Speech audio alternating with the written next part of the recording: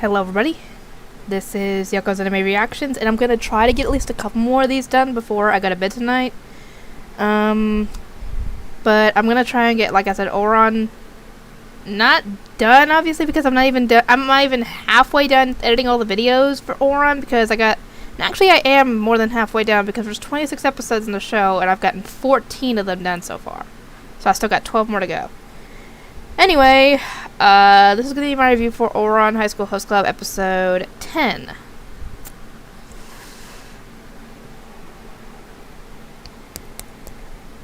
Anyway, this is going to be the episode where they see Haruhi's home for the first time. Tamaki, of course, goes all dramatic and expects the worst, considering Haruhi is a commoner, but commoners don't really necessarily have to live in squalor. They can just be regular people like me and you. And obviously his imagination gets the better of him in all this, and he imagines her in squalor, and her house is like not in really quite shambles, but it's like very damaged, and what do you'd expect a run-down abandoned house to look like, essentially. And he thinks that, or Haruhi in his dream thinks that some decent looking tuna is fancy tuna. It is not, and Tamaki freaks out, yelling out as he wakes up, because I knew it was just a dream, because there's no way Haruhi would be living like that. There would be no way. Anyway, he is obviously freaking out about the dream and wants to go and see her. And he ends up calling Kyoya, and Kyoya ends up bringing along everybody else. And because obviously they're all going to want to see her home too, and he does it as partly to do that, and partly because Tamaki's going to need the support, because he's just going to be too freaked out to do anything. At this point, Haruhi's coming home from the store. She sees all this going on, and, well, she's ticked off, obviously, because they're dropping in unannounced, and now she's got to deal with guests. It's very annoying and very rude to have guests drop in just out of the blue without even calling. Okay, especially if you have kids, for example, and, you know, the house is a wreck because the kids just love to throw toys and everything, and you haven't had a chance to get everything cleaned up, and they just show up unannounced. Yeah, not good. Just remember, guys, if you're going to want to come over and spend some time with your friends or whatever, give them a call first, just so they at least, that way they can tell you if they can or not, and if they can, they can get a chance to clean on the house, if they have to. Anyway, Haruhi has to let them in, because Tamaki managed to sweet talk the landlady. Not a real shocker right there. And her home looks a lot better than in Tamaki's dream, that's for sure. It looks, like a traditional Japanese commoner home. And Tamaki had actually told the others, yeah, don't go insulting Haruhi's home or her family. Don't use things like words like what were the words? Hovel, misshapen, stuff like that. I don't remember exactly, but yeah, that's when Haruhi chimed in, and it's too late for that on insulting her, essentially, and she's mad. And during this whole visit, Tamaki, Hikaru, and Kaoru are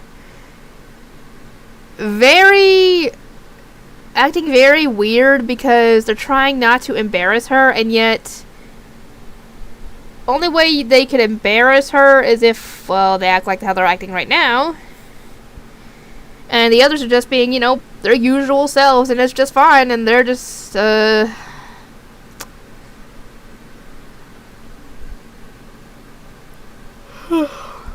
they end up eating on some cake, and we actually find out that Haruhi does like strawberries, because Mori gives her his strawberries, which is nice. And later, Honey asked, they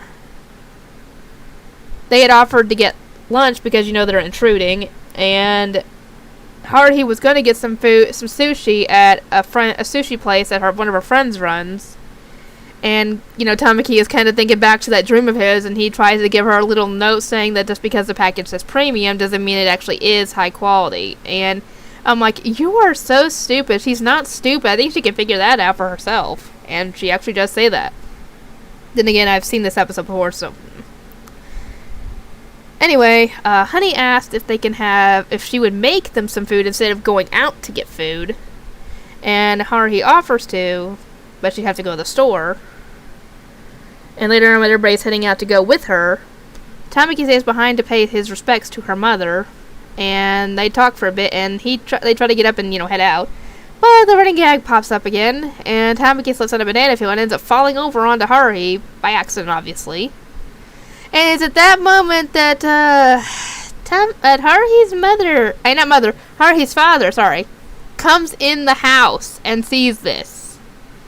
Oh, that's the quickest way to get a father angry at a potential love interest. Coming home and seeing that. And, I know the show says that Haruhi's father is a tranny, but I think he's actually a cross-dresser, not a tranny.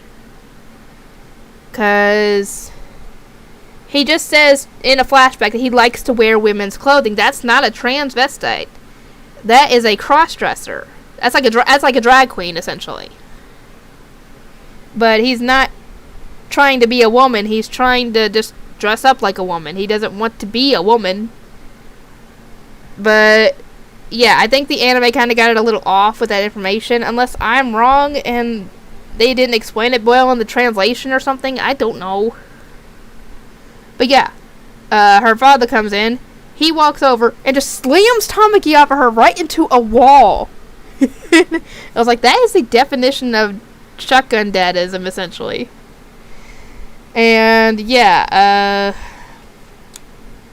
the others come in and see all this going on. And they just throw Tamaki under the bus. The twins just throw Tamaki under the bus at this point, claiming that he likes to fool around with women. And Tamaki says, no, I don't. And yeah, he essentially confesses that he thinks of Haruhi as his own daughter. And I'm like, that's, I wouldn't say that to her father. I don't know how he would take that.